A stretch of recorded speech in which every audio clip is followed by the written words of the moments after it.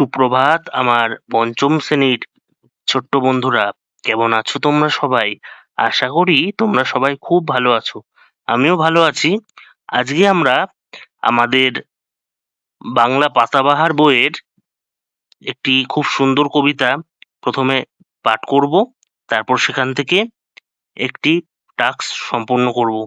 তাহলে চলো শুরু করি। কবিতাটা হচ্ছে মায়া তরু, লিখেছেন অশোক বিজয় রাহা। আমি পাঠ করছি, তোমরাও আমার সঙ্গে করো। এক যে ছিল গাছ, সন্ধে হলেই দুহাত তুলে জুড়তো ভূতের নাচ। আবার হঠাৎ কখন বনের মাথায় ঝিলিক মেরে চাঁদ উঠত যখন, ভালুক হয়ে ঘাড় ফুলিয়ে করতো সে গড়গড়। বৃষ্টি হলেই আসতো আবার কম্প দিয়ে ঝড়। এক পশলার শেষে আবার যখন চাঁদ উঠত হেসে, কোথায় বা সেই ভালুক গেল, কোথায় বা সেই গাছ, মুকুট হয়ে ঝাঁক বেঁধেছে লক্ষ হীরার মাছ। ভোরবেলাকার আবছায়াতে কাণ্ড হতো কি যে, ভেবে পায়নি নিজে। সকাল হলো যেই, একটিও মাছ নেই, কেবল দেখি পড়ে আছে ঝিকির মিকির আলোর রূপালি এক ঝালর। কবিতাটা আমরা পাঠ করলাম, তোমরা করেছো তো? কমেন্ট করে জানাবে।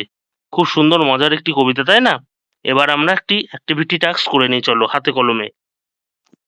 2 নম্বর হাতে কলমে দেখো, ক স্তম্ভের সঙ্গে খ স্তম্ভ মিলিয়ে লেখো। আমি একদম সরাসরি কিন্তু উত্তরটি করেই দিয়েছি, তোমরা খাতায় নোট ডাউন করে নিতে পারো। ক স্তম্ভে রয়েছে গাছ, এটি কি হবে? বৃক্ষ। গাছের একটি সমার্থক শব্দ বৃক্ষ, আমরা তো জানি। বন, অরণ্য। অরণ্য বাদে বনকে আর কি বলা হয়, কেউ বলতে পারবে? ভূত, অশরীরী। ঝালর, পর্দা। কম্প, কাঁপুনি। আচ্ছা, কম্প দিয়ে কোনো একটি প্রাকৃতিক দুর্যোগের কথা কি তোমাদের মনে আসছে? অবশ্যই কিন্তু তাহলে জানাবে, সেটা কমেন্ট করে আমি দেখে দেবো কার কার উত্তর সঠিক হয়েছে। তাহলে আজকে এই ছিল আমাদের বাংলা পড়া, বাংলা ক্লাস। কেমন লাগলো অবশ্যই কিন্তু তোমরা মন্তব্য করে জানাবে।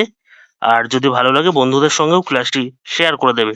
সবাই ভালো থাকবে, সুস্থ থাকবে, পড়াশোনার মধ্যে থাকবে। দেখা হচ্ছে আগামী পর্বে। আজকের মতো বিদায়।